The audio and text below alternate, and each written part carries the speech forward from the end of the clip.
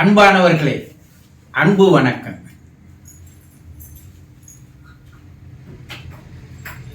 இறப்பின் போது யமனோடு இறப்பவரினுடைய ஆன்மா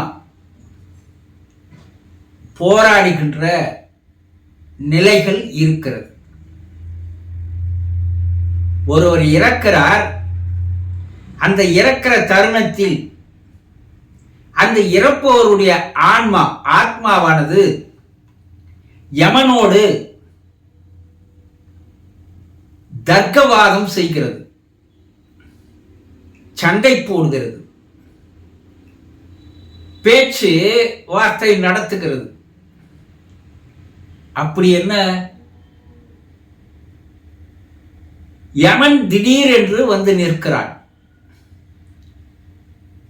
நீ உன்னுடைய காலம் முடிந்து விட்டது, உன்னுடைய ஆயுள் முடிந்து விட்டது, நீ என்னோடு வர வேண்டும் என்று யமன் கூறுகிறார். அந்த இறப்பவர் ஆன்மா இருக்கிறது, அது பல கேள்விகளை யமனிடம் கேட்கிறது. நான் பூமியில் சந்தோஷமாக தான் வாழ்ந்து வருகிறேன். இந்த வாழ்க்கை எனக்கு பிடித்திருக்கிறது. நான் இன்னும் வாழ்க்கையை வெறுத்து விடவில்லை. வாழ்க்கையில் எனக்கு சலிப்பு ஏற்படவில்லை. வாழ்க்கையை நான் துறந்து விடவில்லை. இறைவா, என்னை எப்போது வந்து நீ அழைத்து போவாய் என்று நான் கேட்கவும் இல்லை. அப்படி இருக்கும்போது எதற்காக என்னை நீ வா என்று அழைக்கிறாய் என்று முதல் கேள்வியை இறப்பவருடைய ஆன்மா யமனோடு பேசுகிறது. இரண்டாவது கேள்வியை வைக்கிறது.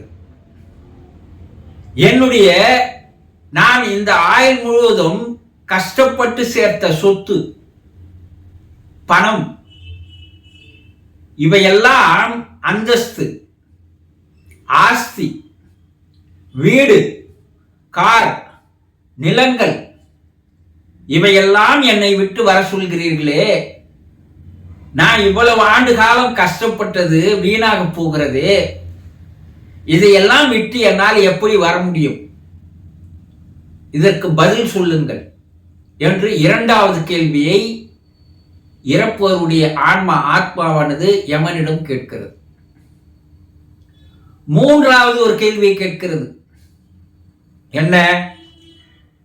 என்னுடைய மனைவி, என்னுடைய பிள்ளைகள், என்னுடைய இரத்த வாரிசுகள், இவர்களை எல்லாம் விட்டு வா என்று கூப்பிடுகிறியே, இவர்களை எல்லாம் பின்னால் யார் காப்பாற்றுவார்கள்?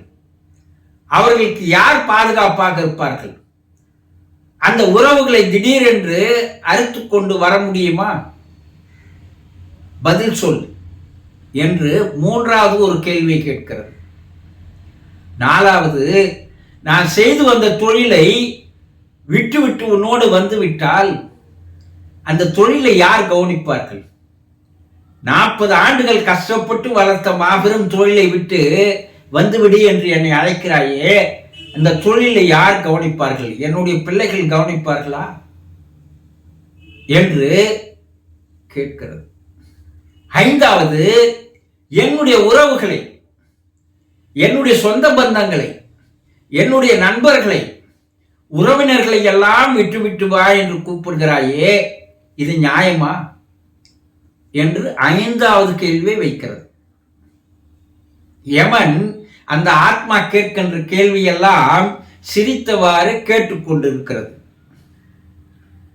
இதுதானா, வேறு ஏதாவது இருக்கிறதா என்று யமன் கேட்கிறார்.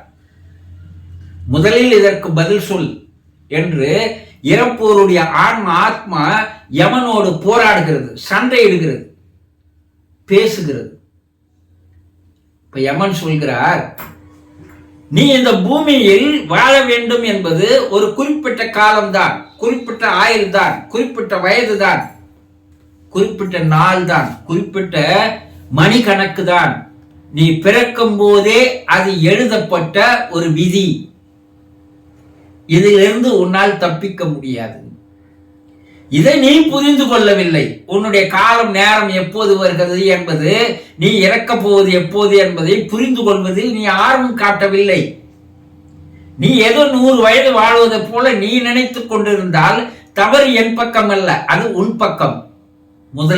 முதல் கேள்விக்கு பதில்.